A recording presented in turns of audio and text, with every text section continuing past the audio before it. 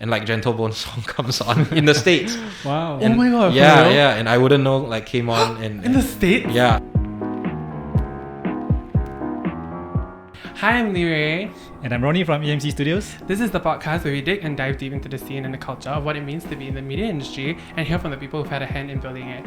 Welcome to Tea Talk with AMC Studios. Today we have Josh Wei with us. Signed to Universal Music at just 19, he's worked with some of the biggest domestic and even international acts. His catalogue consists of people like Gentle Bones, Uchis, Narelle Kheng, Rachel Platten, and even Korean sensation boy band Stray Kids. He has and is continuously breaking boundaries to the music scene in Singapore, and at only 25, the only way is up for Josh. Thanks for joining us today, Josh. Hey, thanks for having me. Thank you. So for those who are watching this video on YouTube or other video platform, obviously you can see we are in a different locations. It's a very nice chill place, and this studios is owned by Leonard as well as Josh.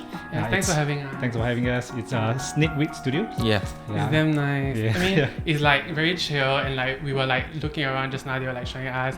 It's damn nice, super comfortable, especially like your place you can like, we were like saying like it gives like your personal flavor. Yeah. So every room have their own vibe, and it's kind of interesting to and see. Like Josh's studio is like super minimal, but then it's also like your place of work, right? So you obviously want it to be like comfortable, and it's like probably where a lot of like artists and you even say like friends will like come and chill and everything. Like, so Snakeweed was founded by Leonard Soosay. So if you all don't know, Leonard is another very, very talented music producer and also sound engineer. Do you want to like tell us how did you meet Leonard? Because you are under Snakeweed now, right? Yeah. So it was actually during my poly internship. I think this is now 7-8 years ago. So maybe 2014. I had a mutual friend with Leonard that put in a word for me, and I got the internship, and I guess that's when I I've obviously I'd known of Leonard before, but that's when I really got to know him on a personal level, and I worked for him for about 3 months. Yeah. Oh, so wait, you actually mentioned before that like your first job was given to you by Leonard, right? So what was that job? A lot of my first recording jobs were given to me by Leonard. I think it was for a band called Pleasantry, if I remember correctly. Yeah. So he got me to play violin for them, and back then I was a violinist. Like full-time violinist. Wow. Look where you are now. A man of many talents. Yeah, so true. How do you find your way back to like Snakeweed? So after my internship, I started to work as a producer, as a songwriter. I worked in Singapore for a year or two during my NS, and then after that I moved to the States, where I continued to work as a writer and producer, and then I was there for 3 years, and because of COVID, I made the decision to come back. Yeah, so that's when I came back. Speaking of which, right, we also want to ask you, Christian, because we saw a very interesting part of your career at a very young age of just 19 years old. You were already like doing like sign on with Universal, right? And at age 19, so that means you must be doing like music way back, right? As you mentioned, I think you say you are a violinist. So actually the funny thing was that I was a violinist for maybe 2-3 years, and that's what I did very seriously. And I would say I worked my way up in the music industry as a violinist. And then I was the story of how I got signed was that I was playing the violin for Gentle Bones, and he asked me, I have this opportunity to write a song for a film. Would you like to write it with me?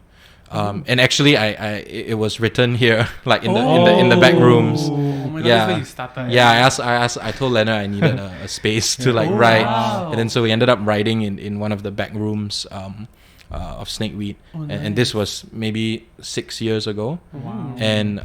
And the song got taken, it got placed in the movie, the movie 1965. The song was called 65, and then Universal offered me a 1-song deal for that song, and then I think like a month later they just offered me a publishing deal. Yeah. Wow. So after that 1 song that you written for, and then Universal approached you to sign on with them. Correct. Yeah. Wow. But the song did well. Yeah. And that was what, 6 years ago? This was, I was probably 19. Yeah, 19. So Oh my about God. 6 years ago, yeah, six. Wow. 7 By the years. way, we just had a chat. You told us that Snakeweed Studios has been around for 11 years? No, it's been 11 years here. 11 years yeah, here, it's yeah. Snakeweed Studios has been around for Oh, because 21 years almost Wow. now. Yeah, Oh my gosh. wow, it's just that since 2000. Yeah, yeah, you moved locations to Correct, much yeah. bigger and better studios. yeah. Right. Another questions, right? Obviously, like signing on to Universal, it's another ball game on itself. Mm, Because it's like it's quite major. It's a big label, yeah. and I feel that at least for me, it's a big decision to make. So how do you decide that Universal is the right home for you, Mm. and what makes you decide to be signed under them? I mean, the truth is, like, that was a really big opportunity for me at the time. The fact is, it's not that there were like 20 other offers on the table. So Right, you just gotta grab what you have in that sense, it wasn't a very hard decision either. Yeah. I think for me at that age, it was very strong portfolio. You know, it was a very strong calling card to have, you know, to be signed to Universal. And I mean, even when I moved to the States, it gave me like a credibility that I wouldn't have had otherwise. Mhm. So I think those are like the reasons that that made me want to sign at that age. Yeah. So having like a good reputation or good, Yeah, a big good label, yeah, right? a Or good no- name to, you know, and there are people that take care of you. You know, Yeah. all my publishing needs were handled. I didn't have to worry.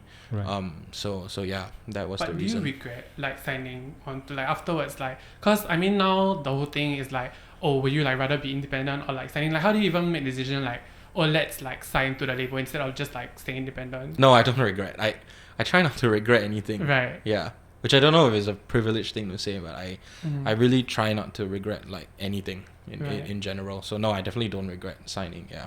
We did say just now like Gentle Bones was kind of the person who like kind of gave you your start, right? Mm. Like, how did y'all meet? Like, how do y'all become friends? Yeah, we met. What happened was at the time where I was playing. I was violinist full time. I used to like offer this service to producers Mhm. where I would come in and I would arrange like parts, like a string ensemble, almost like an orchestra, where, you know, there would be like 4 parts, and I would layer all 4. I would write the score, and essentially you get me to come to your studio and you'd go home with a orchestra sounding Right. without actually having to pay for an orchestra. So it was like kind of a multi-track kind of a service that I was providing. So I was doing that for a couple of producers, and one of the producer I was doing that for, his name is Roland Lim. Mhm. And at that point, Joel, Gentle Bones, his name is Joel. Joel was doing his first EP with Roland. And so Roland had asked me, oh, you know, there's this other artist that I think would really benefit from having some kind of orchestration on the song. Would you want to come in? And so yeah, I came in, I did it. But Joel wasn't there actually. I was just working with the producer, and then a month later, I saw him at the Esplanade. He was playing at the concourse, and I was playing outdoors. And then I just went up and I said hi, and that was, I think that was the first time we met. Yeah. But y'all so close now, eh? Yeah, I mean we have it's been so many years. Oh, then how do y'all Yeah. like decide like after that y'all still want to like work together? You know, that's the thing about like working relationships within the music industry. Mhm. Ultimately, if you look at it professionally, it's, yes, maybe it's partially driven by friendship, but Mhm. it's still driven by quality of work first. Okay. You know, and there have been times where he's chosen not to work with me. Mhm. You know, there have been songs I haven't produced, Mhm. and then there are lots of songs I've produced. Mhm. You know, so he also goes through different stages in his like artistic path, some of which may not require me. Mhm. And then, you know, there are times where he feels like, oh, okay, I need the sound or the vibe that like Josh gives, and now I need to go to Josh. Right, You know, right. and that's what makes him a diverse artist also. Um, So yes, we're close, and yes, we work together a lot, and we still work together a lot right now. We're working on a couple things. Right. But no, it wasn't by any means like the last 8 years exclusive, you know. Right. And and it shouldn't be like that Right. either. Yeah, you know. yeah. It's like agree, if Josh agree. is right for Correct. right. I do believe in that. Like you must work with the people that are right for the project. Okay. Yeah. So which means like when you first started working with like artists, right? It's more like a good fit. You just approach them as professionals yourself, right? It's not like we are friend and then we just work together. I guess it happens like that at the very very start. Okay, yeah. When I was studying music in poly, of course it happens like that. Yeah. But as things get more professional, like the work does matter, Right. and those that work well together will gravitate. Right. And I mean, just now Ronnie was saying, man of many talents, right? Like, other than being a music producer, you had like recently like your mini acting credit. You were on the You're My Superhero music video. Very different to the I vibe see, from I see. here. But like, you were in the video for like You're My Superhero. You played like the security guard with the flashlight. Very cute. Y'all should watch the video. Josh is there. But then how did like? I mean, it's definitely like driven by your friendship. Then he like asked you to be on the video. But then like, how do you like pitch the video to you? Yeah, that one is really that one's really driven by friendship. Right. Yeah, but I would not have wanted to be in it. Really? And I think he knows But this. you look so. Yeah. But you look so like. You look so comfortable inside the. Thank scene. you. Yeah.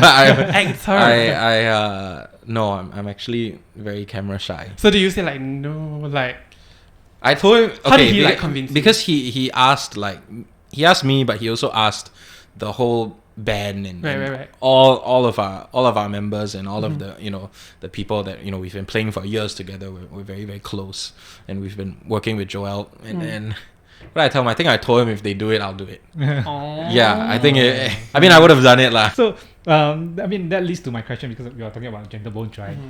And you said that you were friends at first. So how does it begin? From the start. For Joel, actually we weren't friends at first. Ah. I mean, when we met, it was already in a professional Right. capacity. That that was the first time we met. Right. And that's the thing with like making music. You tend to become friends just because the process of making music is not only intimate, but it's also usually fun. Right. It's quite the catalyst for like becoming friends with someone. We actually started quite a professional working relationship from the start. But yeah, I mean there are artists as well that are like Lin Lin and I were more friends at first. Before she asked me to produce for her, so we actually had a couple years of just friendship, before it evolved to like a working relationship, which is what it is now. I don't know. It all depends. And you don't just like sit on the couch and like talk to someone and like not end up being friends, because you like share like some of like your deeper secrets, because that is probably like one of like the formulas like to make the song writing work. Yeah, right? I mean it is like making a song is like for people who take it seriously is like a process that requires you to open up. Right. It's a process that requires like many times late nights and figuring out what's the best move for the song, and so definitely you will build relationships lah. Right. Right, And right. Josh has credits on a lot of Gentle Bones' greatest hits, both commercially and sonically. Songs people might be familiar with are Geniuses and Thieves. Many men who deceive, one for the geniuses and thieves. I can't deny that I fought if I'm not losing mind in search of what is real. I wouldn't know any better than you, my personal favorite. And Why Do We? If it's just me, or maybe it's the way you're touching me, then I don't know to ask. Why do we hurt like this? Why do we? I Wouldn't Know Any Better alone has over 40 million streams across all streaming platforms, and it's a single on Michelle, which is my favorite EP by Joel. And you were actually credited on all of the songs on the Michelle EP. So how were I just was wondering how were the writing sessions for Michelle? I actually was living in LA at the time Right. already, and Joel would fly to LA almost like 3-4 months out of the year. He may be there. Yeah, he would come and stay. He would stay at my place for like 2 months at a time. Sometimes comes twice a year, and yeah, we would have a goal. This is the goal. We want to do X number of songs. I don't think I knew it was gonna be an EP, but he he came and said we're gonna do 3 songs. There are 3 songs, right? Yeah, he said let's do. No, actually, he said let's do 2 songs. Right. I think I Wouldn't Know was done on a separate trip, and then he put it together to make an EP. Oh. That's what happened. But yeah, he came to LA. I think at that point I had just moved to LA, so I was staying with family while looking for my apartment. So Joel rented an apartment in Koreatown, and so we met there, and then I set up like a little studio. It was very, very bare setup. We just sat in the living room, and then we wrote I Wouldn't Know. And actually I Wouldn't Know came from a song that was not used for 2 years. Yeah. Oh, like in your session? Or I can't remember. I think it was much more of Joel's song. Okay. For 2 years we had this song with the pre-chorus melody. Right. And it was just never used, and we didn't know what to do with it. And I think we decided to pull it out. I may be like messing up on some details, but like, yeah, we decided to pull it out in the Koreatown apartment, and we said, okay, let's figure out a chorus, and it was not easy. I remember it was not easy. We actually sat down, I think over 2 days. Maybe the first day we didn't even get anything, and on the second day, yeah, I mean the song that was meant to be thrown away or never used, we figured out a chorus, so yeah, and that became I Wouldn't Know. Oh wow. So like what was like the story, I guess? Like he came to you and was like, okay, I have like this idea for this EP with 3 songs. Like what did he say? We actually don't conceptualize from the top down. Right. At least we have not yet. Okay. So we actually approach each song as is. That's how he works with me. So we're making this song now, and what's this song gonna be about, and then when we make the other song, we make the other song. We don't really think about the other song we made, and then if it can be like put together in the EP, then I guess so it was just like 3 songs yeah. and just like put together, and then like this Misha EP. But he had an album come out recently, so he may have approached that different. But at least with the Michelle EP, it wasn't ever a conversation like this is a 3-song EP. There must be an overarching theme. It must have this sound. It was never like that. We actually approach each song individually. Yeah, because I actually I want to ask as well, because we are more in the visual industry, right? We do a lot of animation and visual effects, but music has been always my curiosity, right? How do you like approach it? Because the way we approach visuals and music is very different. Yeah. Like how do you even like write out the songs and how do you even like started penning down the first words or what? I'm not much of a I'm not much of a lyricist. Yeah. So I will say that in almost in every song like I've ever done, I've always had someone that either does the lyrics completely or I do the lyrics with them.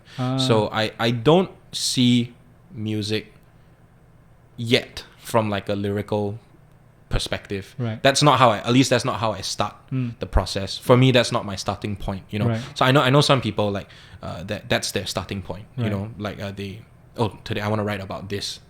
This is a story I want to talk about, and then from there everything starts. It doesn't happen like that for me. Right. For me, it's melody, like the melody that the lyrics goes with.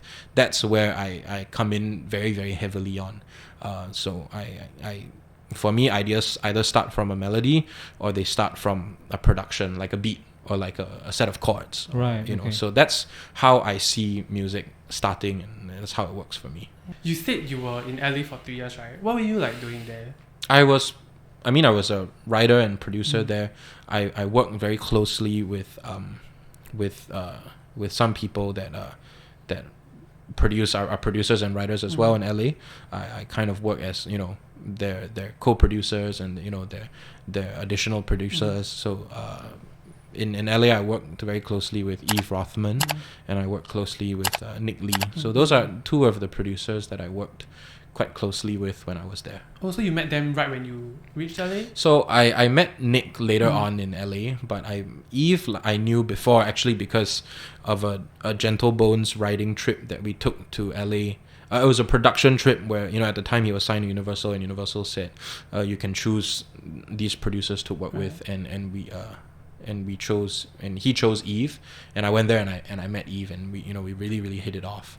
And he said, if you ever move to LA, like, you come and work with me. You still work very closely with them, right? Like, yeah, obviously I'm not living there, so Yeah, it's a bit less than you know we would like, but yes, we still work together quite a bit. Yeah. How does it work, like remotely, you know, like yeah, I mean, you would either get on a Zoom and like actually work on it together, or you would, you know, someone would work on some stuff, send it over, and then you add and remove, and you do your thing, and you send it back. Actually, I'm like wondering, because you said COVID, right? How does like a writing session happen on Zoom like now? Like, cause it's like so most hard, people right? don't like it. Yeah. It's quite bad with like the delay, Right. with the latency, but you do what you gotta do. Yeah, how do you all write? Yeah, like say like, I have this idea or something. I mean, you can play the beat, Right. and you know, there's software that allows you to play the beat and everyone's listening to it, Yeah. and then, you know, everyone starts singing. I mean, it's just as you would like now, but with latency. Right. Okay. Right. Okay, but you still are able to work, like, 'cause that's the You're only able way, to work, right? yeah. I mean, I think the thing is like the vibe may be Yeah. affected. Because like it's like we're making art, then it's like if it's over Zoom, it feels very mechanical. Yeah. We definitely have to talk about Sure, and, yeah. and you know, we know that you work with Stray Kids on Sunshine, Yeah. right? Wherever you go,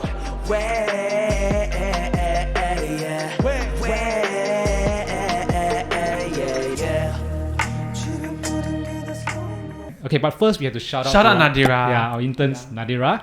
She's a big fans of like Stray She Kids. wanted to come here today. We were like, we are going to interview the producer of Just. She was like, I want to come, but like she can't. But shout out Nadira. Yeah, shout out. Yeah, shout out to Nadira. So anyways, how did you like connect with them and produce Sunshine? Yeah. So this one was through Nick Lee. Right. So the producer that I worked with quite a bit in my later half of LA. He's signed to Scooter Braun's publishing, Atlas, and Stray Kids is signed to JYP. Right. So they took a trip. You know, Stray Kids took a trip to LA. I think how it's structured is that, you know, you would spend every day or every other day writing a song with different people, and then at the end of the trip, maybe you have like 50 demos, and then you pick like the best 5 or something like that. So yeah, I mean, they connected. JYP connected with Nick's publisher, Atlas, and I was actually like at home. I was at home. Singapore. No, I was in LA in my apartment, and I had a really late night, and I remember I woke up at like 4 p.m. and he texted me.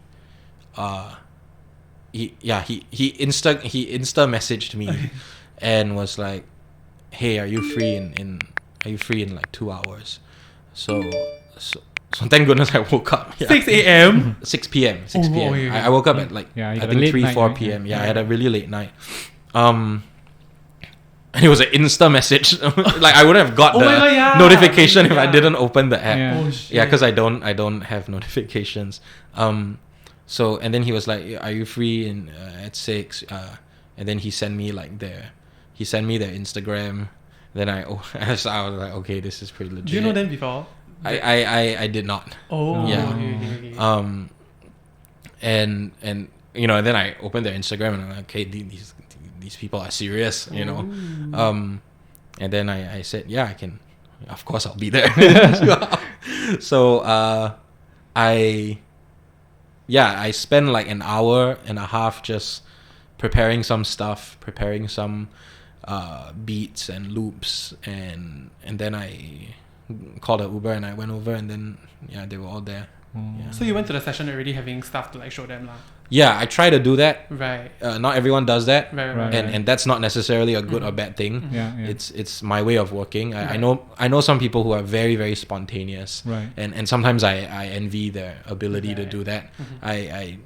I don't know. I haven't really felt very comfortable like showing up and just saying, okay, let's go. We'll figure it out. Yeah, and they're like so big, so you have to like prepare a bit. So just to confirm, right? So they travel to the States, right? Yes. And then you guys have a session together physically, not remote.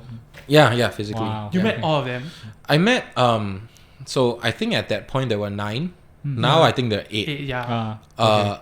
And then 3 of them make up Three Racha, which is Yeah, the writing and production unit of Right. of Stray Kids. There were 5 of them there. Yeah. I think towards the end it was just Three Racha there. Oh, And- okay. and then- So and it then was so you, we- Nick, and Chiracha. Yeah. Okay, so how did the songwriting process go? Like, did they was like, okay, I want this song, Yeah. or like, do you say like, okay, I show you my stuff, then like, Yeah. how did? It was play beats. Right. Like you play the beats, Mhm. and then they pick the beats, and then you work on the beat, and they go outside and write a song. Yeah. Oh, Literally, yeah. So do y'all get to like chill a lot, or like, do y'all get to like talk, or? Yeah, I mean, it was Before you- after that we went to have dinner together. And then, Wow. But y'all still keep in contact, right? Because you work with them on another thing. Yeah, I work. We had another song together after that. And we still. Yeah, I have a kakao. Oh. Yeah, and my kakao is only to talk to Wow. Korean artists. I don't have anyone else to talk Oh to. my gosh. Yeah, Yeah, actually, I don't know if it's okay to say, but like you can just cut it out. if also it is not. worked on the CL. If I mean, by the time this is out, it's Yeah. out already. Yeah. So how? Which is also through Nick. Yeah. Oh, right. I mean, because he worked with like he's Yeah. Korean, right? Nick is not Korean actually. Nick is Chinese Japanese. Oh. Yeah, and he's American. Right. Oh Okay. yeah, because CL was under Scooter Braun, right? I think Oh, yeah, I is, think yeah. still is. Yeah. Right. Also, like you also met CL. I didn't meet CL. Right. This was when it was COVID already, and so everything was remote. Right. Yeah. So what did you worked on the song Siren? I worked on the song Siren. Nick needed kind of a orchestration, and it is funny because like that's what I started doing when I started music. Oh my god, full circle. And yeah, it was funny because the 19-year-old me would be freaking out. Not that I wasn't freaking out, but I was like, wow, this is really what I wanted to do when I started music. And like you so chill now, eh? Like when you go in, like Yeah. if I got to like go and work with those people, I'd be like losing my mind. We did talk about this a bit Yeah, right, the other yeah, time. yeah. Like, how do you stay so chill? Like I mean, it's work. Like, I think if you mess up, they won't call you again. Right. You know what I mean? Right, So right, like, that's true. it's still like a serious thing. Mm. It is still a very serious thing, and like I never feel like I've achieved everything. Yeah, I don't feel very like and this is the fact. This is a fact. Like and this is not even a good thing. Maybe not a good thing, but I don't feel like I wake up and like, oh, I'm the shit. I don't feel like But I don't feel like grateful that like, oh my god, I got to work with these people. Like I have to remind myself, Oh my God, sometimes imposter take a break and like take a back seat and be like, oh wow, like you've done quite a bit. But even that feels quite weird to me because I feel like there's so much more to do. But I feel like you have Yeah. to though. Like you have to like count your blessings. It's not like you feel very. Because I feel like I think this applies to a lot of us also. It's like once you've reached your goal, you always want more, right? Yeah. So like, I mean, how do you like counter? Maybe it's just very high achieving. But I'll tell you right now, you're Yeah, the shit. it So could be that. I mean, it could be like I just really feel like I can do more. Right. Yeah, Like it's good, but it could be better. And that's not always the best mentality to have. Yeah. And I think my partner Leonard really balances me out because unlike me, he is very chill. Okay, I am not like the most chill person. Right. But Yeah. what do you think will be the peak already? Like when you reach your peak? What That's would the it thing. be? I mean, is you never really have a peak. yeah, So like, you always want more. so I know the fallacy of my Yeah. mindset, lah, obviously, Yeah. So, but I try to balance it. Right. I it doesn't destroy me Mm. by any means. Nice. It's not that I become, I'm aware that I'm not becoming like a crazy workaholic and I push away everyone around me. Right. It's not like that. But yes, at the same time, I definitely probably could be a bit Right. more like what happens, Mm. and I'm very happy for what I have, and I mean, you don't just get to like make music. You also work for like film and television. Yeah, I mean, but the stuff I did for that was music related. So, Right. yeah. So how is it different though? Like making, let's say like a soundtrack for like film and television, as opposed to like EP or album or like singles. When you work on a soundtrack, when you work on anything for film comes first. Right, Like the yeah. picture comes first, sound comes second. So I think that's a big difference. Is that your role is you are definitely less important and you are a supporting act. As opposed to like, when you're making an EP, you I mean that's Right. you are creating the main thing. So Right. so it's you're much more, you must understand the director's vision, the producer's vision, and you have to make the music for that purpose as opposed to making the music for your own purpose. It feels like a service. It is a service. Right, Yeah. Yeah, right. but like producers like yourself are like behind the scenes, and you are the geniuses that can make or break a track. So I feel like a lot of producers don't get enough credit. I mean, same as us, because we do like Yeah. just in front of the computer and just work to produce like graphics and all that, right? Yeah. A lot of people will spend more attention on the artist itself Yeah. and all that. So how do you cater to each of the artists that you work with? Yeah. And when you get into the sessions, Yeah. do you get like personal or just right down to business Oh, I always try to get personal first. to know them more? Nice. Right? Yeah, because you, I mean, unless you're making something very very manufactured, which there are occasions where you know Right. the approach is like a manufactured approach. Yeah.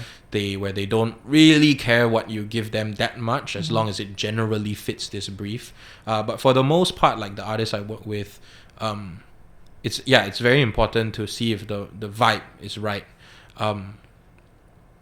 Because the music is such a emotional Yeah, agree. thing, and that's something I didn't know a lot when I started music. When I started producing, I did take the very manufactured approach when I started, and as my career progressed, I realized how important vibe is. I realized how important like being comfortable, trusting the artist, and having the artist trust you, and the mutual respect, and these things are so important, like at a higher level, to make something truly unique, because you need everyone's personality printed on the song.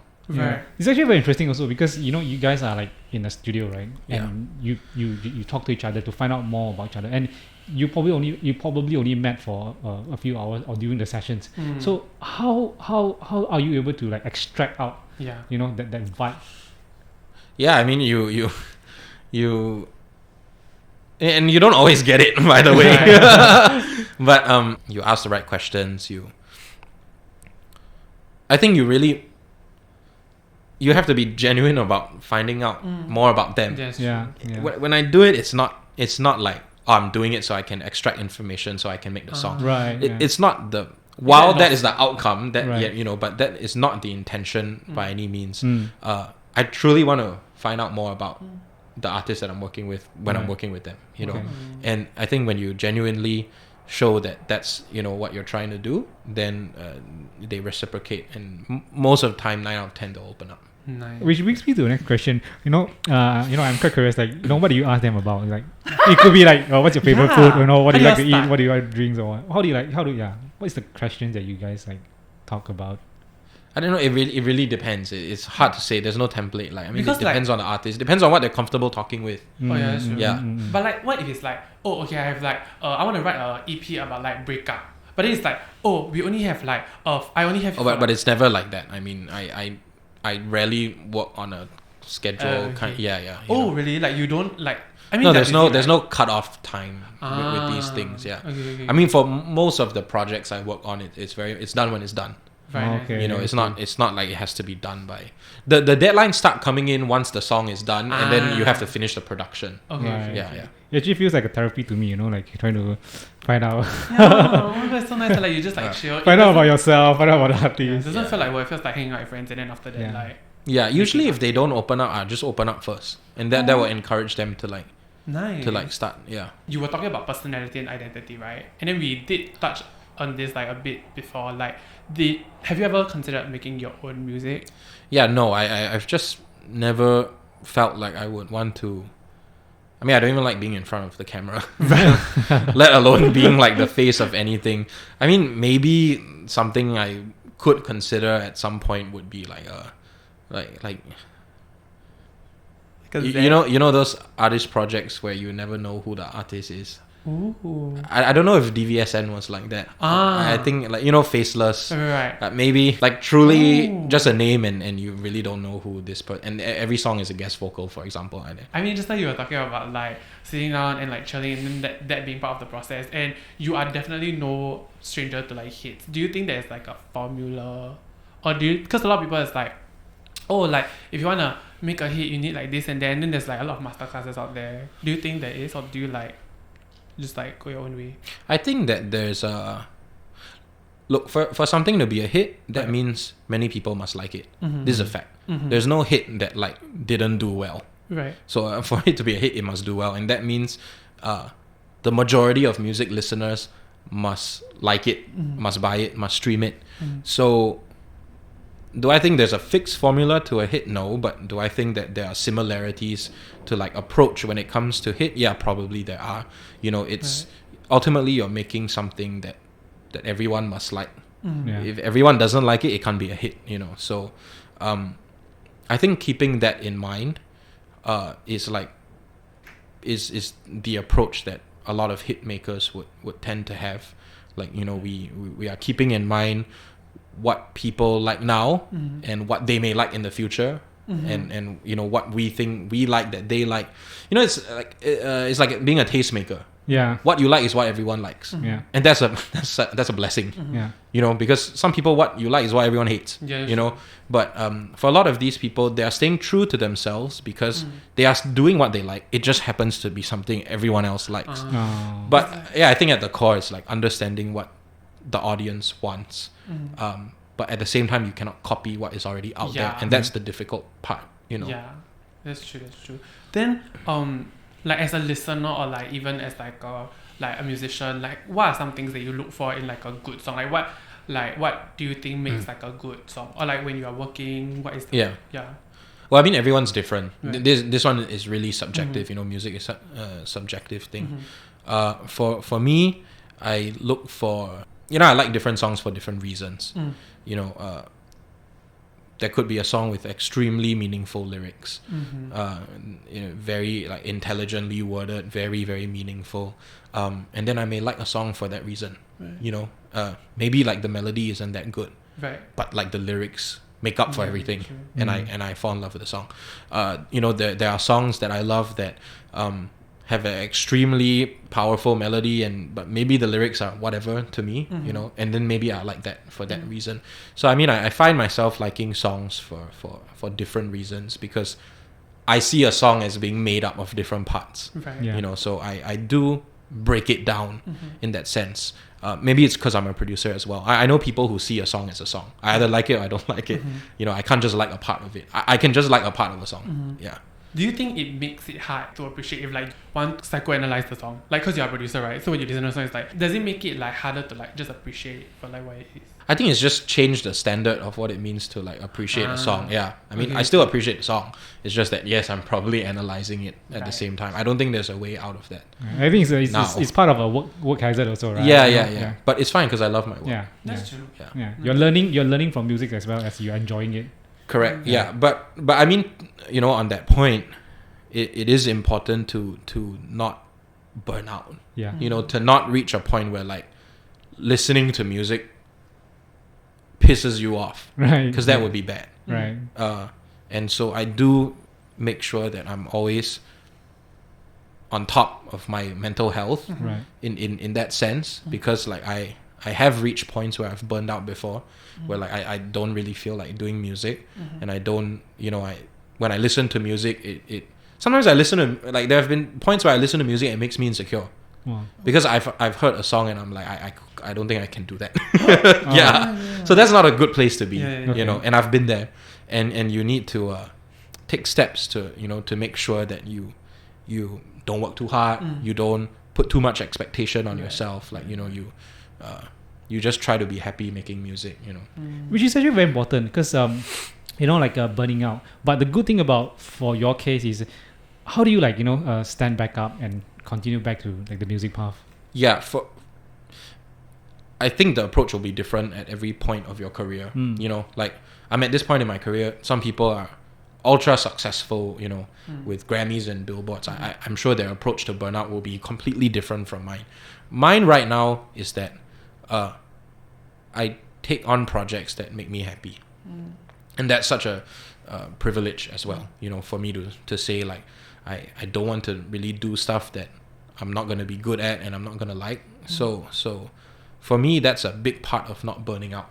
Is to make sure I actually like everything I'm working on, and then making sure that I don't take on too much such that it becomes unrealistic to complete, because that's how you burn out as well, when you feel like you're drowning and you know you can't finish it. So and then just like you touched about insecurity, right? I think like this is probably advice that I want to like get also. I mean, us working in like the creative industry, right? Like we always like compare ourselves to like other people. When you see something and then like what you say is like, oh, I get insecure because it's like I know I'll never like I don't think I'll ever be as good as that. So like how do you like tackle that?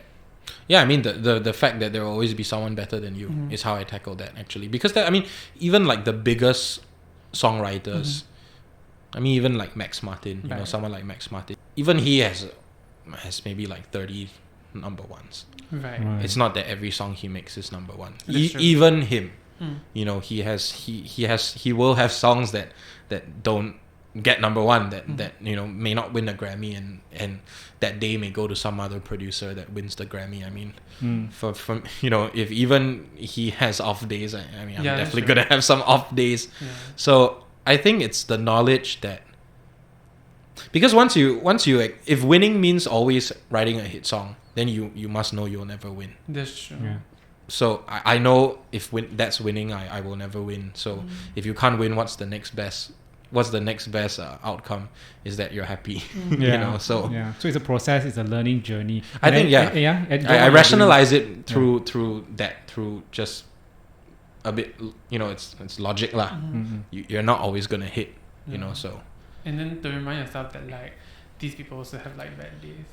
Yeah, I don't know if that's the best way to like to do it, but that's how I do it. I don't know if that actually, that's probably not like something everyone should learn, but but I mean, now more than ever, there are like last time when like you were still starting up, like Gentle Bones was probably like one of the few like musicians in Singapore. But then now it's like they're like more mainstream. But then now there are like so many singers, musicians, and like producers in like Singapore. We even now have like our previous guests, Bless 7 Up. They work with like musicians to make music videos. They also like mentioned that we now even have like locally curated playlists on like Spotify, like Rising 65. Like, how do you think like the music industry in Singapore has like changed? Since when? Like since you started out. I think that definitely the quality of music has gone up, but the whole world's quality of music has also gone up. So it's not that we improved at a drastically better rate than everyone else. We improved like that, but the world improved like this. So to say that now we are much nearer to like the gold standard, I don't know. There have been a lot of improvements on the quality of music, on the quality of like songwriting, on the quality of production, no doubt. There have been improvements in like the infrastructure, you know, when it comes to management, you know, when it comes to you know, you have companies now that can do distribution. You know, these are things that at the time when I was starting out were much more few lah. You know, there were, it wasn't so prominent. So I think infrastructure has improved. Product has also improved. But my take on where we are right now is that I still think like the hardware is better than the software. You know, like, you know, we have nice places like Esplanade Concert Hall, world class place. You know, but when you take a look at the software, like, you know, when it comes to the music, do we have like world class music? I think we're not there yet. At least on the English music side. You know, I speak on the English music side. I don't think we are there yet as a whole, but I do have a lot of hope, you know. Wow, okay. So as someone established as you are, and who have worked with like domestic and also international acts, right? What is the difference between working with bigger international acts compared to more underrated independent artists? I think that when you work with a big act, you kind of know what you're gonna get already. Right. You know, like if you work with a huge act, you know it's probably gonna at minimum do this well, and you know you're gonna have portfolio, and so weirdly in that sense is more safe. Like it feels very safe. You kind of know what you're doing, Right. Yeah. and it feels good, and you feel secure. When it comes to like more independent acts or less established acts, it's much more rewarding when it does well, Agree. because yeah. that's how much you've overcome. Yeah.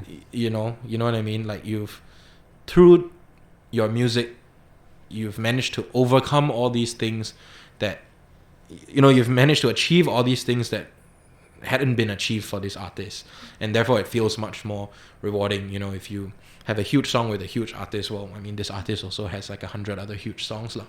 So I think that's one of the big differences.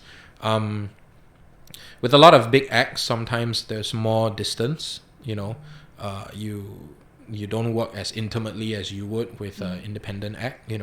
So a lot of the acts I work with in Singapore, like we really sit down and get into it and figure out how we can make this product the best thing it can be. With a lot of international acts, sometimes it's you're not always fully involved. It's emails more than it is phone calls, or it's phone calls more than it is in-person sessions. So that's what I would say about that. Yeah, and like when you are working with like the independent artists, I guess it's like more like you find them at like their most purest form because they haven't like exploded yet. Correct. Yeah. And like so many artists have like come up like they're like so small with like just passion and heart. Like you see them like grow. So like for example, like Olivia Rodrigo, like she is probably like the biggest star right now, but then she was like writing songs in her bedroom just like a year ago. Like, do you agree that it's like with like passion and heart you can like go a long way? Because a lot of people is like, oh, I probably need like backing, or I probably need like context or whatever. You know what? Like my answer to this is gonna be very pragmatic and realistic. I think it depends on who you are and where you're at. There are some people that are more talented than others, and therefore they may need to work less hard, and some people need to work harder. So it's hard to say, just with passion.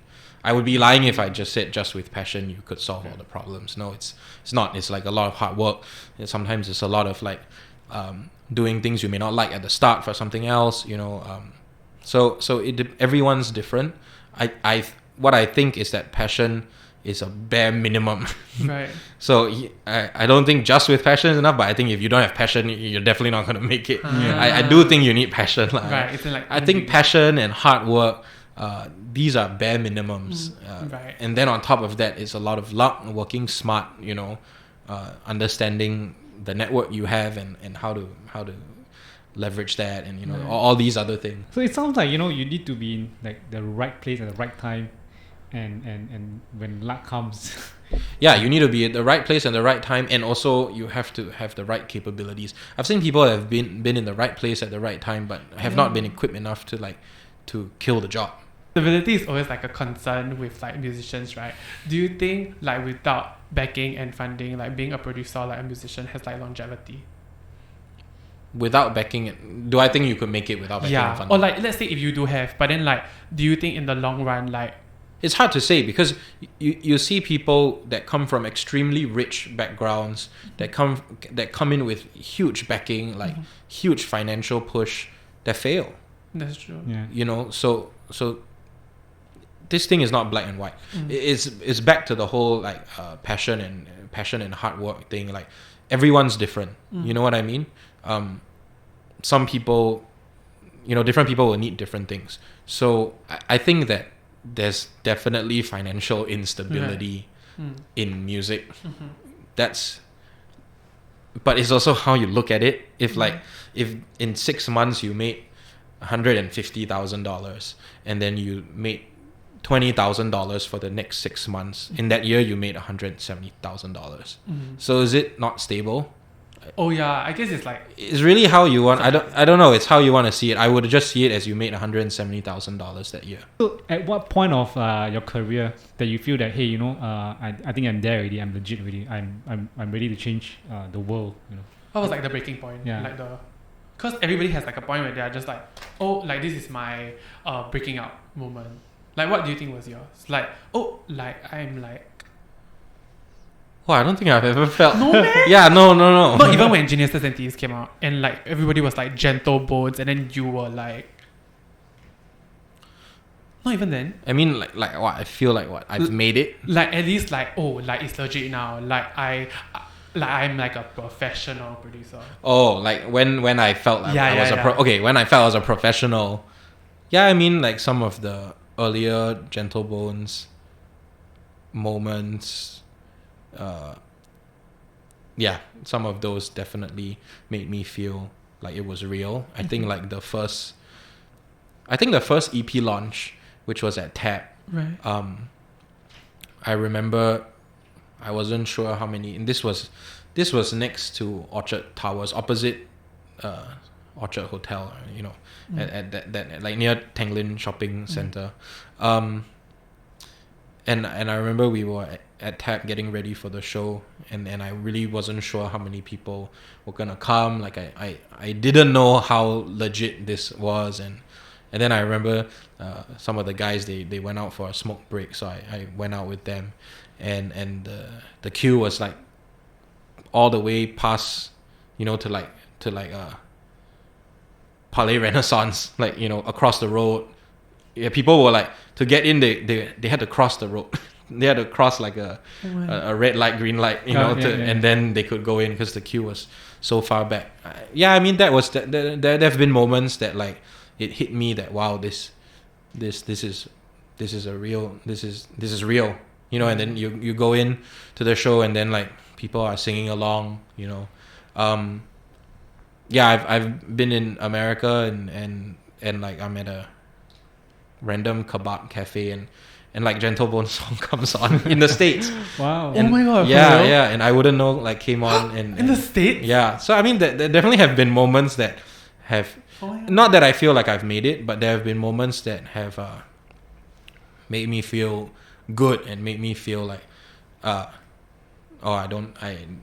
shouldn't give up, like, you know, things are actually okay, you know. Yeah. Think maybe there are things to be grateful for, you know. Yeah. I mean, in Singapore, you've already worked with so many people. Like in Korea, you've worked with like Sia, Stray Kids. What do you think is like the next, like, what is like next in like your like bucket list, or like in your goal for you? Like, what is the next thing you want to like take off? I really just want to be like happy and make music that makes me happy. That's I think that's the primary goal. Like that is first and foremost the goal. And then after that, yes, I do hope that in Singapore, like, I can be a part of a song that beats I wouldn't know. Right. I want Joel and I to like beat what we've done, right, you know, right. And I want to keep like pushing the boundaries. One-upping yourself, lah. Correct. That's what I hope to do. Right. Like I hope to be able to keep, you know, because as cheap as it may sound, stream count counts for something, you know. It is the metric that shows you how many people are listening to your song. And so yeah, I mean, that first and foremost is to be happy, but you know, if I had to quantify some goals, like that would be one, like to really to make something that matters, you know. Right. Is there anybody like you want to work with, or like who's like your dream? Because I know a lot of people like they have like I want to work with this person. It's just for the content of your soul. I don't have. Oh, you don't have any? No. So your KPI is to like just be happy, just do something that you like. For now, Wow. like for now, and that may change in a few months. It could change Right. next year. It could change, but like I always have different goals. I think all things considered, you know, I was also just a year ago I was in the US. Yeah. And I would have very different goals. Right. Because I was in a very different environment. I was in a That's very true. different situation. So I think for me, like, the goals are tailored to the environment that I'm in. Right now, I'm in this environment. You know, I'm heavily based in Singapore. I'm here, you know. So my goals are very much Singapore-based goals also. And if my situation changes, I may change my goal. You've been to like LA. I mean, when you first went there, was there like a culture shock that like is like a bit different? Like, how would you say the music industry there is like, because it's definitely different, right? The music industry? Yeah. Yeah, it's the music industry is different in a sense that the infrastructure is more robust. Right. You know, it's in that sense more legit. You know, it is. Right. That's just a fact. You know, I think they are more daring than we are. The approach to like art, you know, the way like the people I work with in LA at least see music, they do it in a way that's very forward thinking, very daring. Sometimes our approach is a bit more, we listen to what's popular and then let's figure out how to emulate, or let's figure out how to follow. I'm guilty of that many times. And sometimes we think too much and prepare too much. Over there, it's like, I remember I was in a session and they pulled up like all the top songs on the chart, and then they, you know, we listened through it, and then the producer was like, okay, this is what we can't do. So like, I mean, no one thinks like that. They just excluded everything popular because like, why would I make something like that? Because you'll be something that's so, you know, correct. The same, right? Yeah. Why are you doing something that's the same? And what makes you think that doing the same will be? See, and when I said that, it kind of shocked. You were like a little, you were a little shocked, and I think that's what I'm. You know, it's not to say anyone's better or worse, but like they have an approach that definitely I think is beneficial when it comes to like making music. Yeah. It's definitely different, but it's like it works lah. Correct. Yeah. And they are like the world leader when it. True. At least when it comes to English music. Then what if like I'm like a person who like just trying to like do music, right? And then I come to you and was like, can you like tell me one thing, like any advice? Like what would you say? I think if I had to give like a very general thing, you know, back to your point on instability. Right. Yes, no question, like it's not stable. You know, in a general sense, it's definitely not stable. And I think you will face a lot of resistance from, you know, especially more in maybe an Asian context, society. You may face resistance from your family. You may face resistance from, you know, people may think that you are less because you do music. I think I would say, like, you know, if you really have a passion for this, you must be able to push through all these things, because these things exist. Your passion cannot just exist when things are easy. Then it's not much of a passion. Right. You know, you must be ready to like face all these things that come with saying that I want to do art or do music, because to do music for a living is a real privilege. You know, and so I think I would say you know, you must be prepared for the reality and be ready to push through. That's nice. Yeah. Thank you again so much for coming down and doing this with us. I mean, we came down today, but thank you for letting us come here. It was so cool, like, you know, like legit studio. Like, thank you, and it's like really, really a nice place. And it was so nice talking to you and like trying to get all this insight to your journey. Any upcoming projects you want to plug? No, you will. Everyone will know when they know. Wow. Okay. So like, do you want to like plug your Instagram? Done. Sure, yeah. I mean, like, my Instagram is that's so weird. I don't do that. I mean, okay, Joshua_. Yes, Joshua_. Find him, and then CL EP out now. Maybe when this time come out. But yeah, thank you so much everyone for listening to Tea Talk with AMC. If you're listening to this on SoundCloud, do follow us there. And if you're watching this on YouTube, subscribe to us, and you can follow us on Instagram, Facebook, and TikTok at AMC_studios. Bye. Bye. Bye. Thank you, Josh.